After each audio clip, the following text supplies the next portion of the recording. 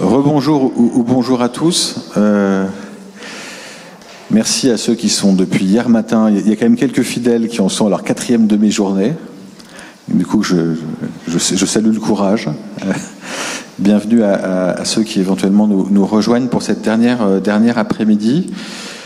On a souhaité profiter du calme relatif des vendredis après-midi pour travailler tous ensemble sur un sujet qui n'est pas un sujet émergent, mais qui est un sujet où la construction de partenariats entre les différents univers est une question du moment, on va le dire comme ça. Et qui est donc la question de la santé des femmes, avec donc une après-midi qui est consacrée à ce sujet-là. Et pour dire aussi tout de suite que, en gros, il y a 3 grands temps dans cet après-midi. Ce moment de lancement tous les 3. Ensuite, une table ronde animée par Juliette. Et puis des retours d'expérience de 2 startups, et que tout ça se terminera par un espèce de goûter dans la cour de l'Hôtel-Dieu. Donc il y a une perspective. À l'issue de tout ça, il y a un goûter, ce qui est positif.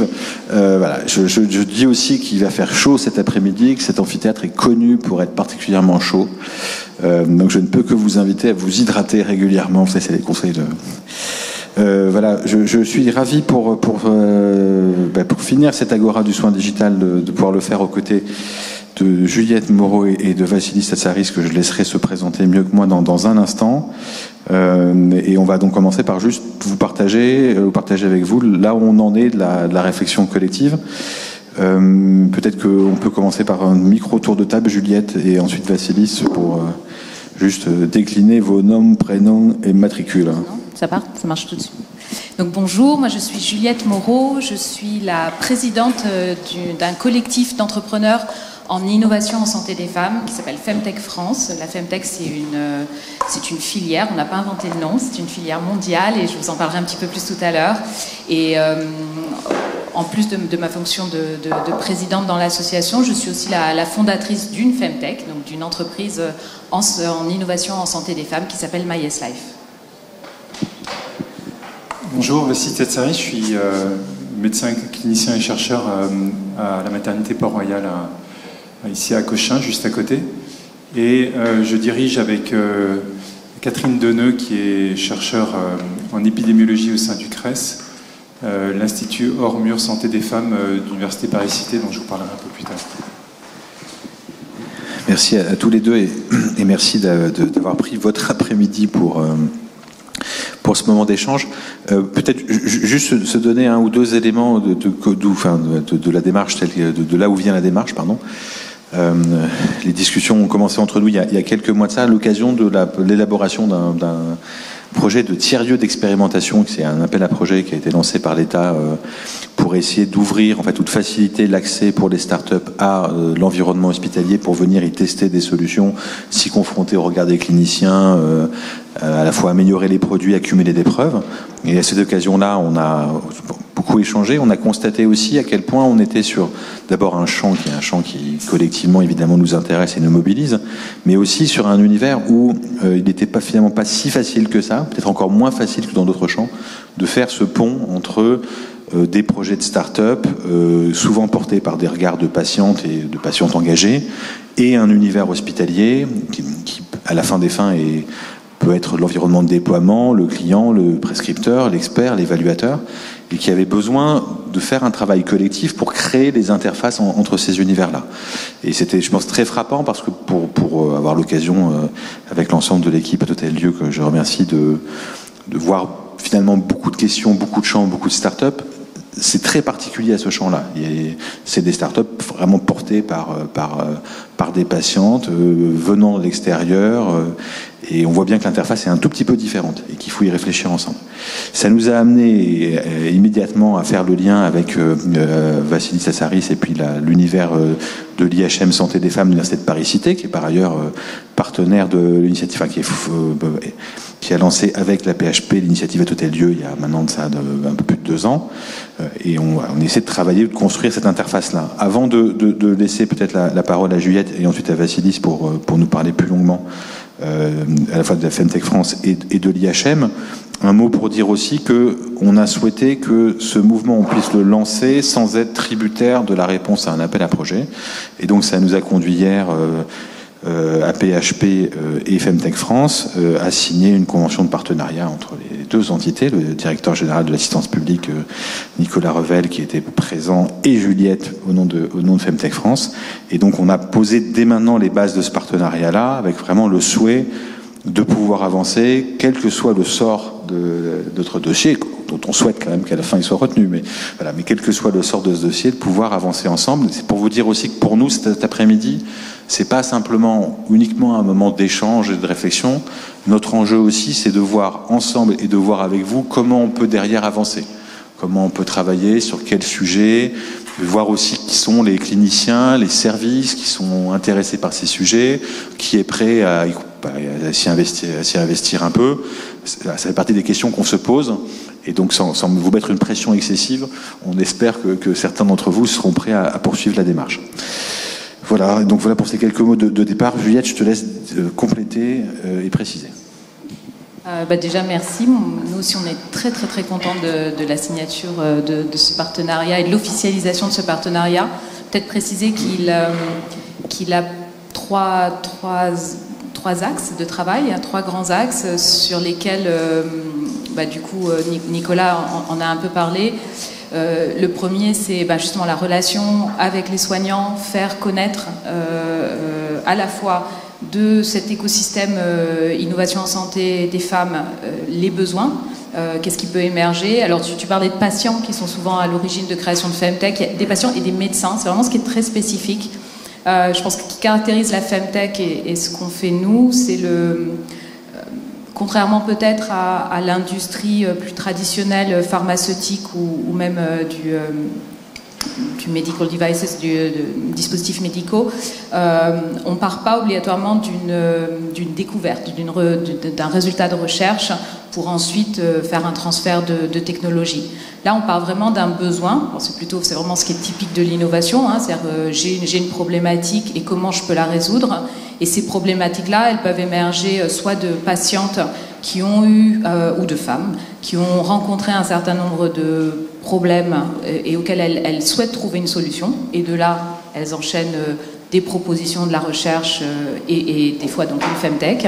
Mais ça peut aussi venir de médecins. On a dans notre collectif plusieurs entreprises qui ont été créées par des médecins qui elles-mêmes étaient, je pense par exemple à deux médecins qui ont créé leur structure autour de la PMA, qui avaient besoin de pouvoir mieux accompagner leurs patients, de pouvoir leur donner aussi des moyens, et qui du coup ont lancé leur propre outil, et on a transformé ça en structure qui aujourd'hui commence à équiper pas mal d'autres médecins de la reproduction.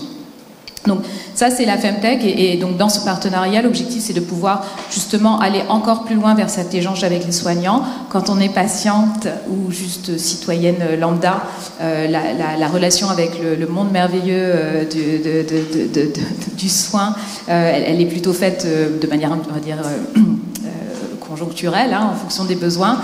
Devoir aller pouvoir échanger avec des soignants de manière plus ouverte, ça s'apprend, ça se construit, et c'est un des axes sur lesquels on souhaite pouvoir travailler ici à Hôtel-Dieu et Femtech France. Le deuxième axe, c'est un axe de recherche, et du coup ça me permet de continuer à vous présenter la Femtech. Quand on parle santé des femmes, j'y reviendrai tout à l'heure, mais c'est vrai qu'on a peut-être plus tendance à penser aux pathologies ou aux spécificités de la femme. La Femtech, c'est un terme qui a été créé par Ida Tine, qui est la fondatrice de Clou. Alors peut-être que certaines d'entre vous utilisent Clou pour leur suivi menstruel. Elle a créé cette dénomination parce que dans le monde de la tech, de la technologie, de l'innovation, elle avait besoin de montrer que c'était un pan en tant que tel. Elle, quand elle l'a créé, c'était simplement en effet pour parler de tout ce qui touchait aux règles. Depuis, le monde de la Femtech s'est très largement élargi. On a aujourd'hui en Femtech tout ce qui touche évidemment au moment de vie de la femme, que ce soit les règles, que ce soit la maternité, le postpartum, l'infertilité, la ménopause, la préménopause. Mais on a aussi des pathologies féminines, type endométriose, je cite, mais c'est quasi acquis maintenant que cette pathologie existe, enfin en tout cas est connue. Mais on a aussi en Femtech, et c'est ce qu'on voit de plus en plus émerger, des pans de santé qui sont non genrés, mais sur lesquels on va avoir soit une prévalence plus forte chez la femme, soit un sous-diagnostic, soit une prise en charge qui doit être différente en fonction du genre. J'y reviendrai. Voilà pour ça, et donc dans ce cadre de ce partenariat, l'objectif c'est de pouvoir aussi parler un petit peu recherche et d'aller plus loin sur ces thématiques-là. Et puis un dernier axe, et celui-là je ne vais pas le détailler parce que ça fait l'objet un petit peu, vous allez voir, de ce dont on va parler par la suite, c'est tout ce qui est données. On ne peut pas faire d'innovation, et en particulier d'innovation numérique, sans de la donnée. Ça, je pense que Nicolas doit en entendre parler tout le temps. Et donc, du coup, la question, c'est de savoir aussi qu'est-ce qu'on a aujourd'hui en termes de données, et aussi qu'est-ce que ces Femtech que nous représentons peuvent aussi apporter en termes de données. Voilà. Je m'arrête là, et je vous laisse la parole. Peut-être pour expliquer un peu plus l'Institut et la santé des femmes, sûrement mieux que moi. Alors, étant donné que le format est une table ronde, n'hésitez pas à m'interrompre, hein, c'est assez libre. J'avais prévu une présentation, mais on va le faire de façon plus informelle. Donc, je vous ai dit que moi, je suis à l'origine gynéco-obstétricien. Donc, je travaille avec une chercheuse ou chercheur, je ne sais pas comment on dit maintenant, qui est Catherine Deneux, qui est épidémiologiste sur le site de Cochin, mais qui fait partie du CRES, qui est une équipe de recherche de l'Hôtel-Dieu. Et donc, tous les deux, nous avons pris la direction d'un institut hors mur et de l'université Paris-Cité qui résulte de la fusion de deux grandes universités, Paris 5 et Aix-Paris 5 et Aix-Paris 7. Vous voyez son périmètre tellement large que finalement, les chercheurs et les cliniciens qui travaillaient sur des thématiques communes ne se connaissaient plus et ne savaient pas qui faisait quoi. Et donc, une des initiatives de l'université a été de créer des instituts hors mur à l'intérieur de thématiques, donc il y a le diabète, il y a le cancer, pour faire en sorte que ces équipes échangent, transmettent leurs innovations. Et donc, nous avons fait la même chose sur la santé des femmes et nous avons regroupé les forces de soins et de recherche autour de la santé des femmes, donc les services de gynécologie obstétrique, mais pas uniquement, les maisons des femmes, donc il y a la maison des femmes de l'Hôtel-Dieu et la maison des femmes de Bichat, des services de psychiatrie également, des services de cardio qui s'intéressent particulièrement à la question de la santé des femmes, et des équipes de recherche qui ont une activité spécifique sur des domaines en lien avec la santé des femmes. Et la particularité de l'Institut hors mur santé des femmes par rapport aux autres, c'est que le financement pour lequel on a été doté est un peu plus important que les autres, franchement plus important, puisqu'on a pu bénéficier d'un appel d'offres dans le cadre du PIA 4 qui a permis de financer l'Institut à hauteur de un peu plus de 4 millions d'euros. Et donc on a la possibilité, et c'est notre objectif, dans les actions qu'on va mener, de monter des chaires de recherche autour de la santé des femmes. On a lancé la première chaire, et donc si vous allez sur le site internet de l'université, vous pouvez le voir, qui s'appelle Inégalité sociale et santé des femmes, et santé maternelle plus particulièrement. Et donc c'est la première chaire que nous avons lancée. Ces chaires, c'est des outils assez formidables pour des jeunes chercheurs. C'est 360 000 euros pendant 3 ans, même 400 000 pendant 3 ans, avec la possibilité de payer 1 à 2 salaires et d'avoir des running costs, c'est-à-dire de l'argent pour pouvoir payer des... Voilà. Et donc ces chaires-là, on va en créer 4 chaires dans les années qui viennent. La première, c'est cette année. L'année prochaine, on va créer une deuxième chaire et on est en train de travailler sur la thématique. Et il est prévu également, c'est de créer une chaire senior sur la question d'environnement et santé des femmes. Et cette chaire a la particularité d'avoir un financement qui est beaucoup plus important, puisque la personne qui sera lauréate de cette chaire aura 1 million d'euros sur 4 ans, donc de quoi développer des thématiques de recherche. Donc ça, c'est vraiment l'atout de l'IHM Santé des Femmes par rapport aux autres IHM qui n'ont pas cette masse d'argent. On a aussi de l'argent pour développer des projets de formation. Et donc on travaille, pour vous donner un exemple, sur de la formation distancielle, synchrone et asynchrone. Et la formation qu'on développe actuellement, c'est une formation autour de l'échographie obstétricale destinée à toute la francophonie, puis après on va le développer en anglais. Mais l'idée, c'est de dire on va proposer en ligne de la formation simple pour tous les professionnels de santé qui sont en mesure de faire une échographie à une femme enceinte dans le monde, avec 3 niveaux d'expertise. Un niveau très basique où l'objectif c'est juste de dire je suis capable de voir s'il y a un fœtus, si une femme est enceinte ou non, et est-ce que le fœtus est vivant. Vraiment des choses de base pour pouvoir se débrouiller un peu n'importe où.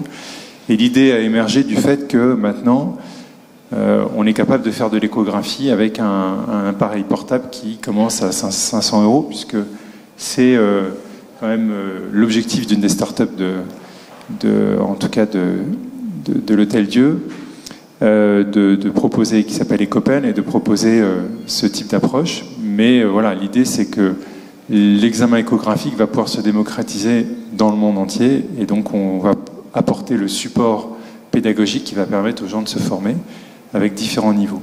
Et ça, c'est vraiment des choses qu'on développe dans le cadre de l'IHM. Et on a du coup d'autres projets, c'est les 2 premiers projets concrets dont je vais vous parler, mais nos objectifs de formation, c'est 2000 inscrits par an, donc on a un objectif qui est assez ambitieux. Donc voilà où on en est. Donc on a construit cette IHM, et Institut Hors Murs est très récent puisqu'il a été créé en janvier 2023. Nous avons lancé notre première chaire cette année. Nous avons notre premier forum symposium au mois de décembre, et nous allons lancer les inscriptions de cette formation en échographie qu'on appelle des CUC, donc des certificats universitaires de compétences et de connaissances, dès le mois de janvier, et notre deuxième chaire premier trimestre 2024.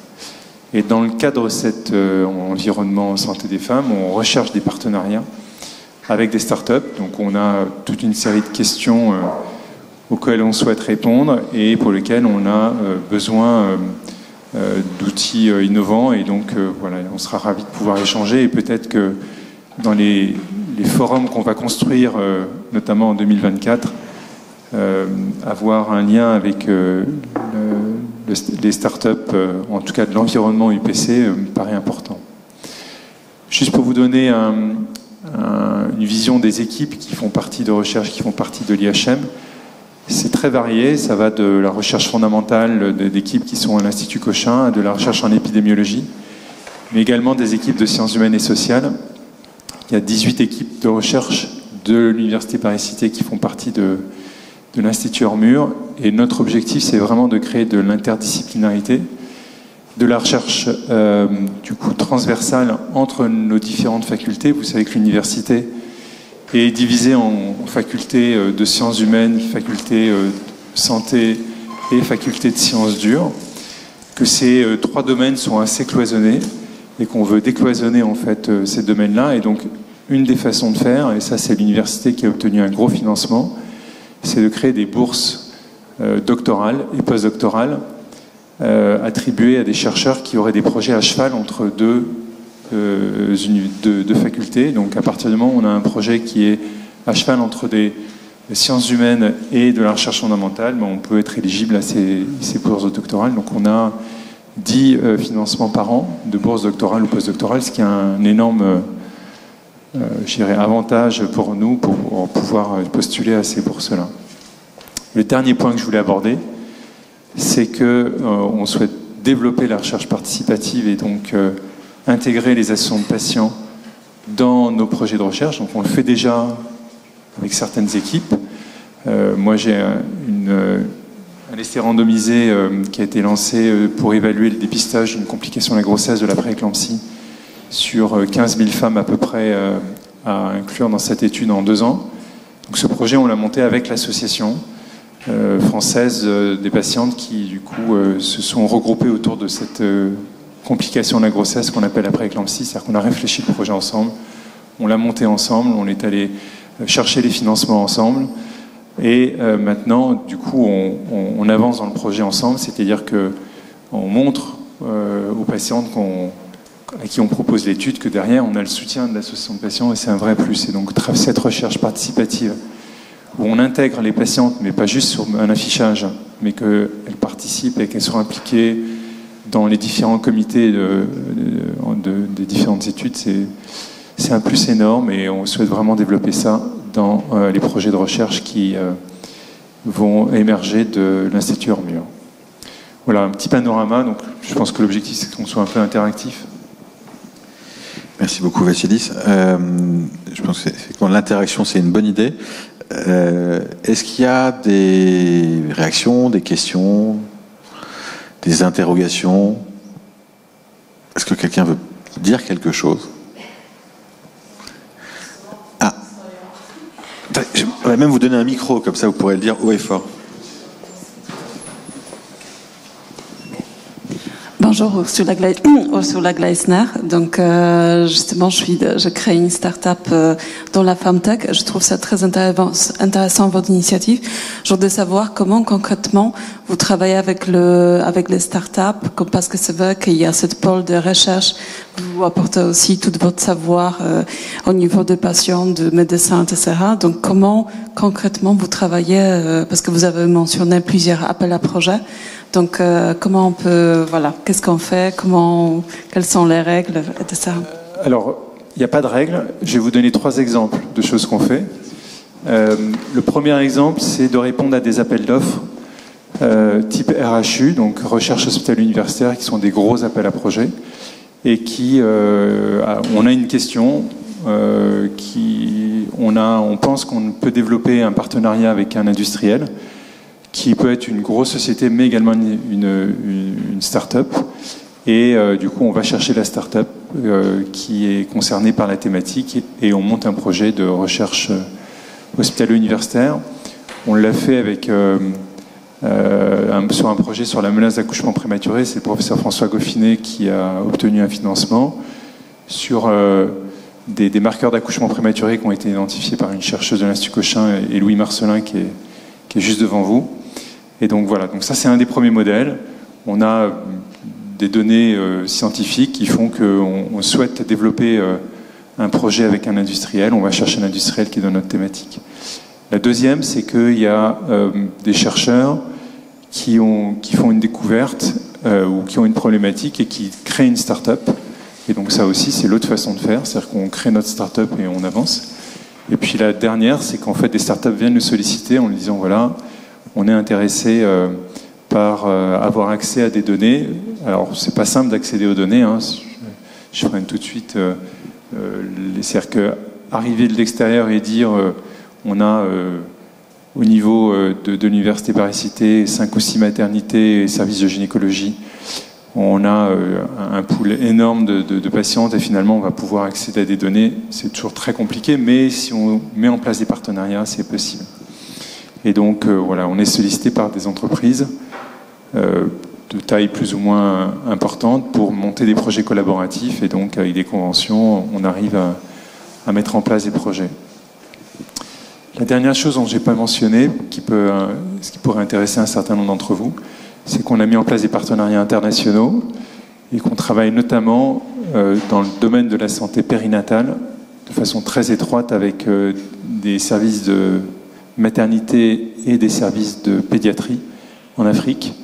Donc au Bénin, avec des projets de recherche qu'on peut mettre en place au Bénin, et également des projets pédagogiques au Sénégal et au Cameroun.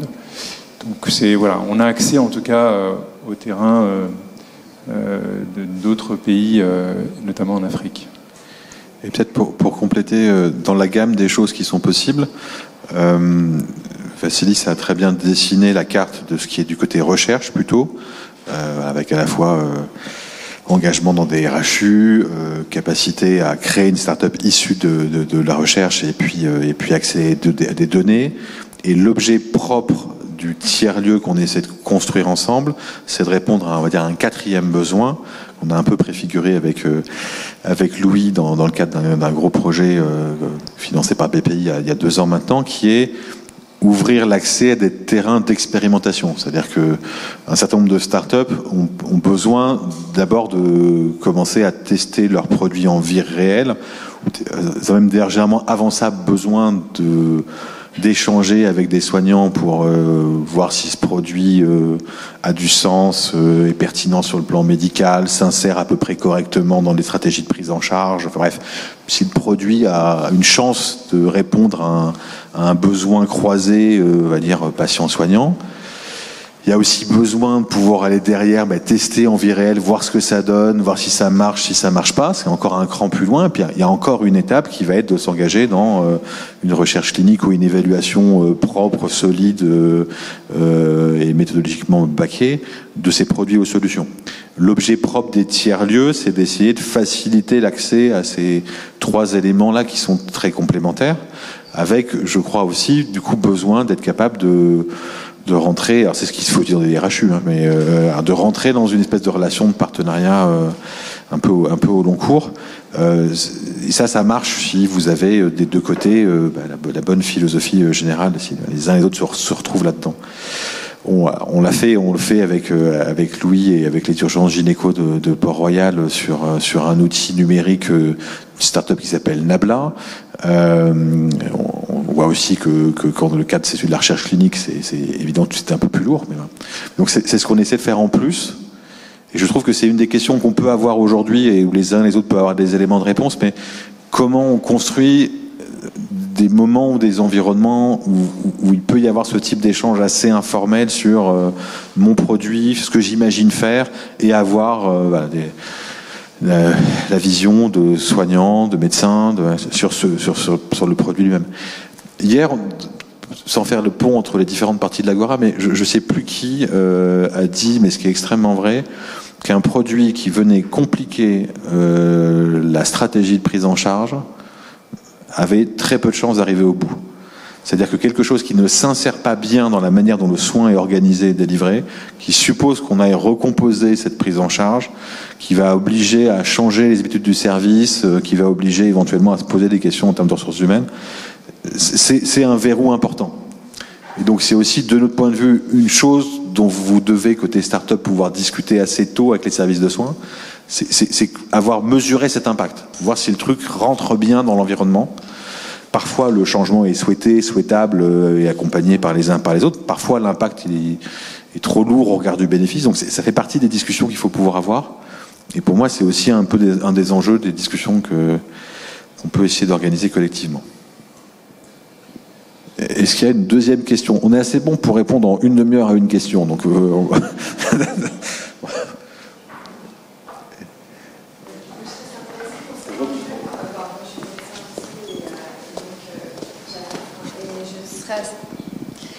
Bonjour, donc je suis médecin et je suis gériatre et donc je m'occupe d'un service de SMR dans lequel on essaie d'introduire de plus en plus de technologies aussi digitales et autres.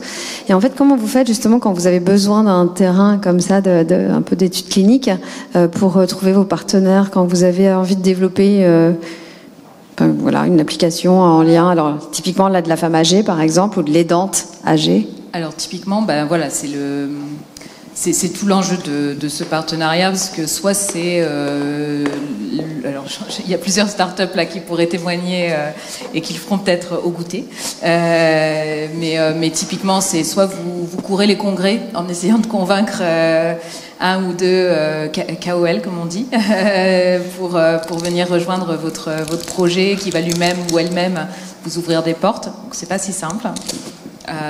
Soit en effet vous avez dès le départ du projet un médecin ou une médecin qui vous accompagne, ou un soignant ou une soignante, et qui du coup vous soutient dans cette démarche-là et qui lui-même va ouvrir le terrain d'expérimentation. Soit vous avez un Nicolas Castaldi et toute une équipe derrière lui qui justement peut aider dans ces mises en relation. C'est tout l'enjeu, sachant que derrière le test, il y a en effet s'inscrire dans un parcours de soins. Alors, on a une difficulté en santé des femmes, qui est qu'une grosse partie du parcours de soins, en tout cas du parcours de soins de la femme lambda, ne passe pas par l'hôpital et passe pas obligatoirement non plus par un centre de santé. Du coup, ça c'est une autre difficulté. Je vois que vous verrez certaines des startups qui vont intervenir tout à l'heure, peut-être que c'est des sujets qu'elles aborderont, mais c'est pas si simple de trouver 20 sages-femmes réunies en un endroit pour tester un produit concernant le postpartum ou simplement le suivi de ménopause. Et donc, ça, c'est une des difficultés qu'on a. En revanche, quand on peut le faire dans un terrain hospitalier, ben oui, il s'agit de retrouver le bon médecin. Et c'est encore mieux si ça peut être fait dans un cadre structuré qui nous ouvre les portes.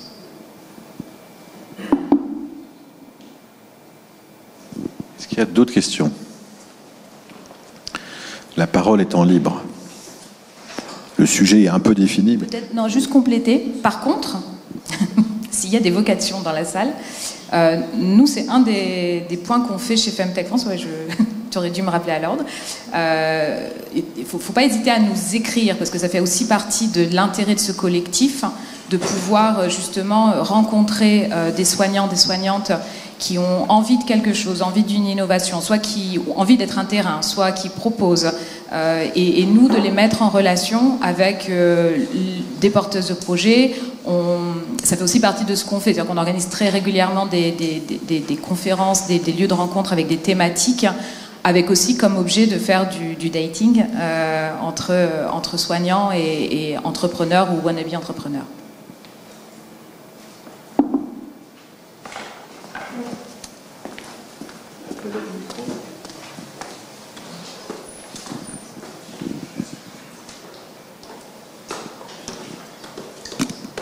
Bonjour, donc moi je suis consultante en santé numérique souvent, et j'entends beaucoup parler de l'étude Apple sur les femmes. Et je voulais savoir si Femtech a jamais, parce qu'elle est sortie au mois de mars dernier, ils ont beaucoup de données patients sur le cycle menstruel, sur pas mal de choses comme ça, et je ne sais pas dans quelle mesure nous, en France, on se nourrit ou on apprend de ces données.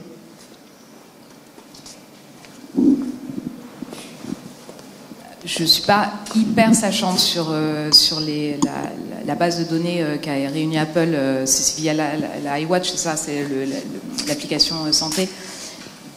Oui, tout à fait. Donc, la question des données en santé des femmes, on y reviendra dans la table ronde, mais la question des données en santé des femmes, elle est un peu spécifique en termes d'accès.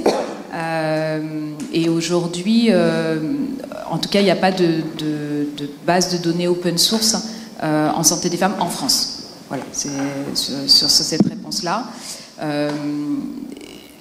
Une des difficultés qu'il y a pu y avoir, par exemple, aux États-Unis, autour de la donnée en santé, en particulier sur tout ce qui est suivi des règles, c'est que ça pouvait faire l'objet du Federal Act et donc d'être éventuellement réquisitionné pour les entreprises américaines soumises à loi américaine par l'État pour vérifier qu'il n'y a pas des femmes qui étaient allées se faire avorter dans un État où c'était interdit.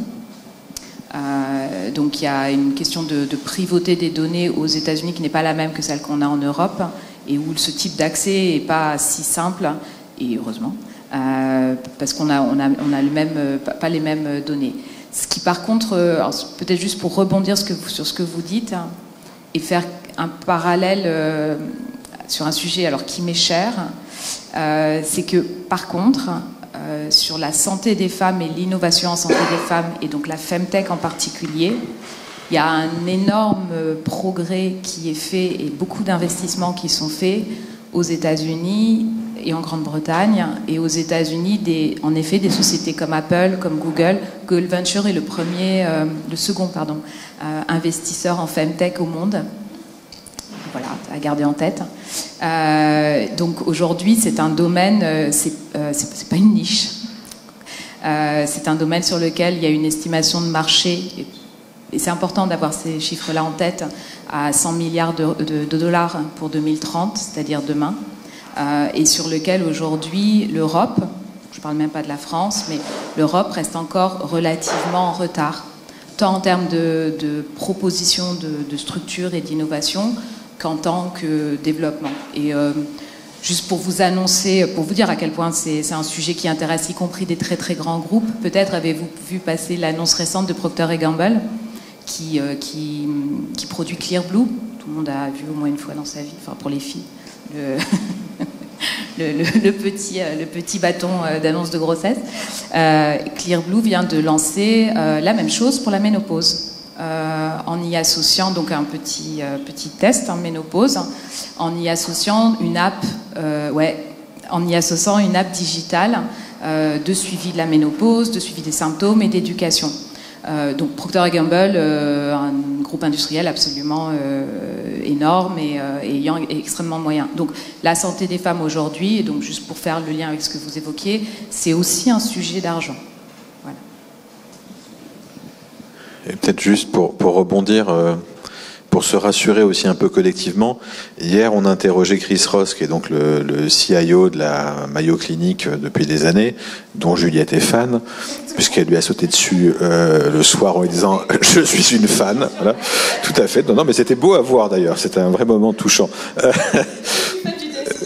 Tout à fait, exactement. On va te faire un t-shirt. Et donc il se trouve que la Mayo Clinic a un partenariat avec Google depuis des années, qui est un partenariat très structurant. Et donc on l'interrogeait sur cette relation-là, sous le contrôle de ceux qui étaient là. On n'a pas eu le sentiment que ça faisait des bonds d'enthousiasme. C'est-à-dire que même quand vous êtes en partenariat étroit avec une entreprise considérable et qui par ailleurs a quand même une force technologique absolument folle, en réalité le matching il n'est pas simple. C'est-à-dire que réussir sur cette base-là, développer des outils qui répondent aux attentes des uns et des autres, c'est compliqué, même quand on a un partenariat structurant avec Google. Ce qui m'amène parfois à penser que on peut nous construire un modèle un peu différent, plus petit peut-être, moins financé c'est sûr, mais plus réactif. C'est un peu l'objectif d'ailleurs. Est-ce qu'il y a une dernière question avant qu'on attaque la table ronde? Juste une question, je ne sais pas si ça a été abordé. La relation que vous avez créée ou que vous pensez créer avec le médecin traitant. Vous savez que chaque citoyen français, par rapport à la sécurité sociale, est obligé d'avoir un médecin traitant attitré officiel. Est-ce qu'un lien avec ce médecin traitant est envisagé déjà ou envisageable? Et aussi peut-être un mot sur le dossier patient informatisé, où est-ce que ça en est? Peut-être que M. Castoldi pourra dire un mot. Merci. Alors, tous les produits ou services ou applications qui vont être développés en Femtech ont valeur à rentrer dans le droit commun, entre guillemets, et donc pouvoir en effet être potentiellement ou remboursé ou pris en charge partiellement et rentrer dans une prescription classique. Il y a aussi des outils qui sont construits pour pouvoir en effet aider ou accompagner le médecin traitant quand il fait de la santé plus spécifiquement, quand c'est sur une pathologie ou quand une thématique plus spécifiquement féminine. Et l'ensemble des outils développés aujourd'hui par les Femtech, quand elles rentrent dans le droit commun, vont avoir besoin du marquage CE ou rentrer dans une démarche de référencement dans mon espace santé, par exemple. Voilà. Est-ce que tous les intervenants de ta table ronde sont arrivés, Juliette? Eh ben, je ne vois pas Raphaël. Si, pardon, excuse-moi, Raphaël. Voilà. Et la Maison des Femmes, donc Sarah et Candice, sont là. Voilà, parfait. Voilà. Eh ben, on est au complet, on va pouvoir enchaîner directement sur la table ronde.